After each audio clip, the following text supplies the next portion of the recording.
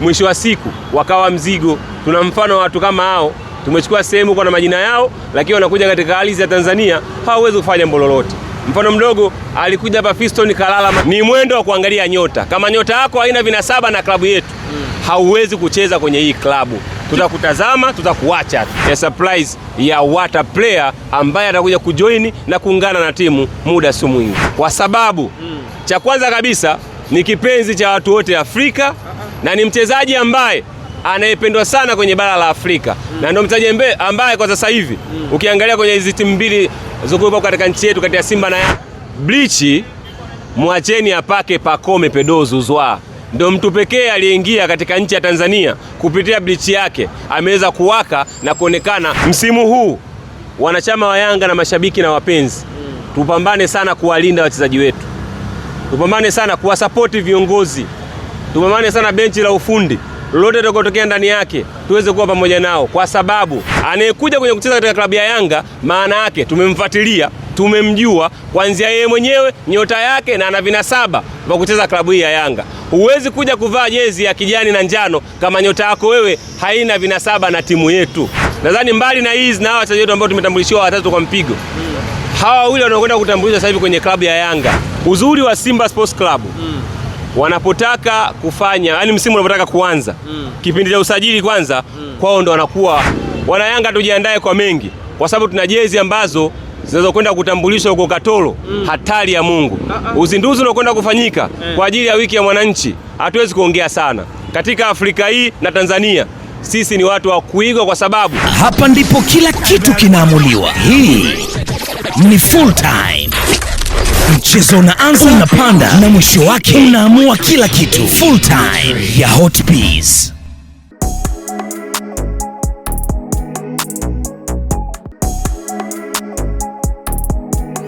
fresh kabisa. Kama kawa. Alhamdulillah. Tabasamu halikauki. Unajua bwana, ukishaanza kuona mafanikio, lazima uanze kutabasamu. Kwa sababu tumepitia shida nyingi, ila kwa uwezo wa Mwenyezi Mungu ameweza kutuletea GSM kupitia rais wetu Engineer Hersi. Sasa hivi tunaendelea kuenjoy maisha kwenye klabu yetu. Kwa mafanikio ambayo tumeyapata na misimu 5 mfululizo, hatuna haja kukaa kununa. Wanaotakiwa kuvimba macho na kuvimba sura ni Simba Sports Club. Ukimwona mtu yote wa Yanga ameshindwa kuenjoy na kutabasamu, basi huyo ni mchawi, sio mwenzetu. Hadi sasa tunaambiwa bado wachezaji wawili wa kimataifa pale kwenye klabu ya Young Africans. Ila mpaka sasa kwa waliokuwepo, matumaini yako ya kwao yapo juu kiasi gani? Cha kwanza kabisa, nafasi mbili ambazo ameziacha president. Tunaelewa ana mtego gani zidi ya timu yetu. Kwa sababu sasa hivi kwenye mpira wetu wa Afrika kuna tension nyingi sana. Wapo wanaohusishwa na Gilimugisha yule, tunaambiwa Shalulile, Supita Shalulile, kila mtu ana mtaja wake. Imefikia hatua mpaka jana tumeongezewa kiungo mwingine namba 6 katika nafasi hizo ambazo zizobakia. Mimi kikubwa kazi yetu ni kwamba Engineer Hersi ni rais wetu wa Yanga. Tuna matumaini naye, tuna imani naye. Kwa hiyo katika nafasi mbili ambazo wamezungumza hapo, yoyote ambaye atakayemleta, sisi muhimu tu tuupate hao mawata player ambao tukiwaona kwenye pitch watugee furaha. Hatuhitaji jina, hatuhitaji si mtu ana ubora kiasi gani, kwa sababu wao ni mwembwa sana Afrika hapa. Huenda wakaja hapa katika nchi hii ya Tanzania, mwisho wa siku wakawa mzigo. Tuna mfano wa watu kama hao, tumechukua sehemu kwa na majina yao, lakini wanakuja katika ardhi ya Tanzania hawawezi kufanya jambo lolote. Mfano mdogo, alikuja hapa Fiston Kalala Mayele. Hakuna mtu yote ambaye alikuwa anamfahamu, lakini amepatia jina Tanzania na ameondoka hapa akiwa superstar, na sasa Afrika nzima inamuimba. Nadhani huu muda uliobakia sasa ni sisi wana Yanga kuwa na imani na rais wetu, kwa sababu kuna mengi ambayo yanayokuja mbele yetu, tutakwenda kufurahi. Msimu huu wanachama wa Yanga na mashabiki na wapenzi, tupambane sana kuwalinda wachezaji wetu. Tupambane sana kuwasapoti viongozi. Tupambane sana benchi la ufundi. Lolote litakotokea ndani yake tuweze kuwa pamoja nao, kwa sababu katika msimu ambao tutakwenda kufurahi na kuenjoy, na imani ya 100%, mwaka huu tunakwenda kuwa na timu bora. Na mwaka huu ingawa Hersi ameweza kuweka malengo yake mpaka robo finali ya CAF Champions League, lakini kwa kikosi ambacho tulichokuwa nacho na hiyo surprise ya watu wawili, kuna jambo zito sana linakwenda. Leo ni birthday ya president.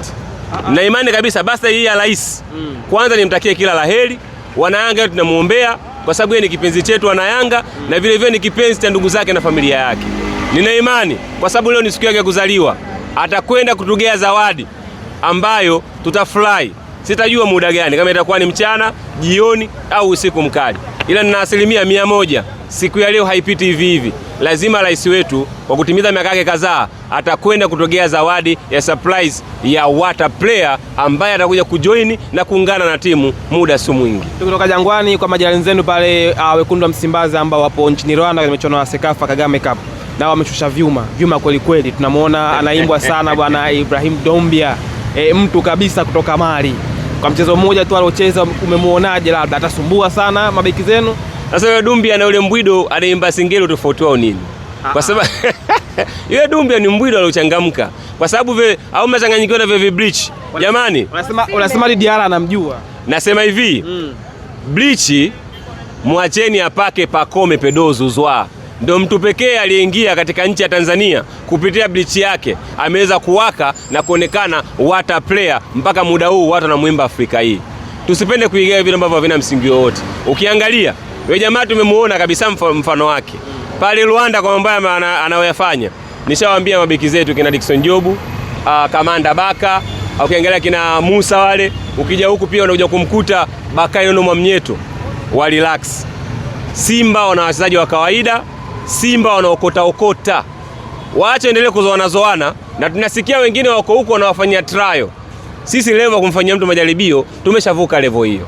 Nadhani kwa sasa tunachoomba ni kitu kimoja tu, dirisha hili walitumie kuboresha timu yao.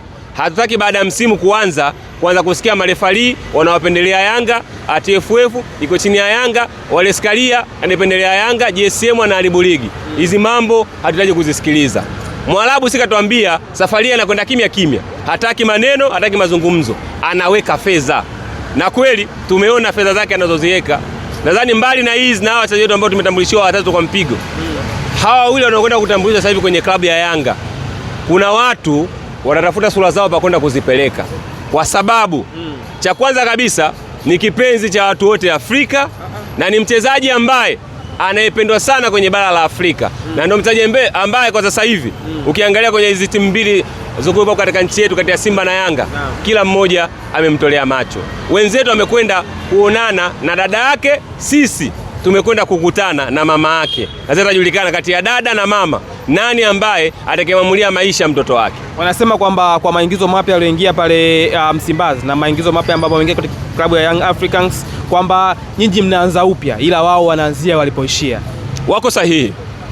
Timu ya Yanga kwa sasa inatengenezwa Yanga nyingine ya misimu 5. Tulikuwa na malengo ya kuchukua ubingwa back to back mara 10. Tumetimiza mara 5.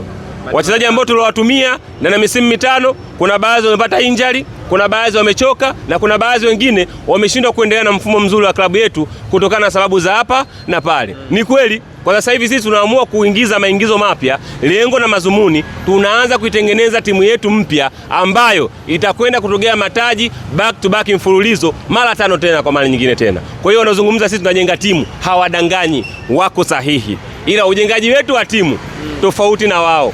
Sisi hatuzoizoi, sisi hatumuokoti mtu yoyote. Anayekuja kwenye kucheza katika klabu ya Yanga, maana yake tumemfuatilia, tumemjua kuanzia yeye mwenyewe, nyota yake na ana vinasaba vya kucheza klabu hii ya Yanga. Huwezi kuja kuvaa jezi ya kijani na njano kama nyota yako wewe haina vinasaba na timu yetu. Lazima ukae mbali. Unaweza kumleta mtu hapa anavaa jezi nyekundu na nyeupe, mwisho wa siku kumbe baba nyota yake ipo kwenye nyekundu na nyeupe. Akivaa kijani na njano linakuwa zwazwa la kwenda. Ukilipanga kushoto haliendi, ukileta kulia haliendi, kuta kujitola tatu, wengine wanajeka miliboni kuvaa na maeleni, mwisho wa siku wakienda upande mwingine unaona nang'aa. Maana yake ni nyota ambazo haziendani na hizi timu. Ni washauri viongozi wengi. Sasa hivi sisi Yanga usajili wetu unaendana na tamaduni zetu za Kiafrika. Huwezi kuja kuchezea Yanga kama huna nyota na hii timu.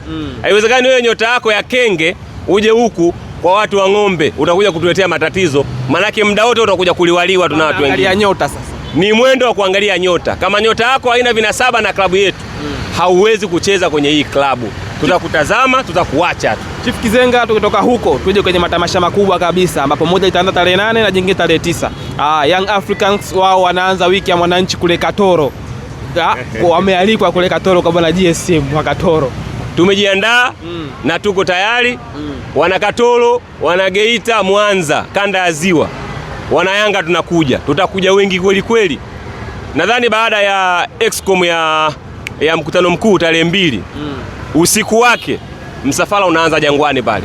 Katoro mtupokee, na tutakuja kufanya mabalaa kweli kweli kuelekea wiki ya mwananchi ambayo itakwenda kufanyika tarehe 9. Wana Yanga tujiandae kwa mengi, kwa sababu tuna jezi ambazo zinazokwenda kutambulishwa huko Katoro. Hatari ya Mungu. Uzinduzi unakwenda kufanyika kwa ajili ya wiki ya mwananchi. Hatuwezi kuongea sana katika Afrika hii na Tanzania. Sisi ni watu wa kuigwa, kwa sababu tokea Yanga aanze kuingia kwenye mfumo wa kibiashara la jezi na matamasha mbalimbali, hatimaye tumeweza kuwa baba lao. Kuna watu wanatamba hao ndo wameanzisha ya matamasha, lakini inawezekana ukatangulia mbele na baskeli la barafu, alafu jua nikani nalo mimi nikikumulika unaendelea kumumunyika, mwisho wa picha Yanga endelea kubaki kwa mbele. Wana Katoro, tunakuja Katoro, mtupokee na mjiandae. Kuna big surprise za kutosha, hata waangusha kuelekea kwenye msimu mpya. Tumejipanga, tumejiandaa. Na hao wanaenda kufanya tamasha lao tarehe 8 la vikoba, watajua wenyewe, maana timu imekaa kausha damu, ina madeni kufuru wa Maulana, mpaka sasa hivi wanaamua kuzoazoa tu. Wazaji wa maana wengi hawezi kukaa katika timu kama ile. Tumalizie na hili, wanatamba sana kwamba mwakani tena yani mnaosema nyinyi itakugeukieni, watapita tena pale Jangwani kama kawaida. Tena hiyo wameweka nadhiri kabla ya mechi 10. Uzuri wa Simba Sports Club wanapotaka kufanya, yani msimu unapotaka kuanza, kipindi cha usajili kwanza, kwao ndo wanakuwa wana celebrate, inakuwa kwao ni furaha, wanakuwa wana enjoy kupita maelezo, kwa sababu hili ndo kombe lao. Tetesi nyingi, maneno mengi, mwisho wa pita sasa wale wachezaji wakiingia kwenye pitch ndo balaa linapoanza hapo. Mimi ni kupromise bro, kila msimu Simba Sports Club anakwambia sasa mwaka huu mtatueleza. Mwisho wa msimu bingwa anabaki kuwa nani? Yanga Afrika. Kwa hiyo sasa maneno yasiwe mengi, tukutane kwenye pichi, tuanze msimu mpya, tutajua kuanzia tarehe 12 mtatofahamu vizuri Yanga ni nani na Simba ni nani. Tumejiandaa, tumejipanga. Sisi wale wazee wa Vinyesi FC hawezi hata siku moja sisi kutufanya tukaanza kukaa kuwawaza. Cha kwanza kabisa tunamaliza mambo yetu. Cha pili, wajiandae kisaikolojia. Agosti 12 watakwenda kupata kipigo cha mbwa koko. Shukrani. Asante sana. Dakika 90 zinapofika mwisho, kelele zinapanda, hisia zinachangamka. Hapa ndipo kila kitu kinaamuliwa. Hii ni full time. Mchezo unaanza, unapanda na mwisho wake unaamua kila kitu. Full time ya Hot Peas.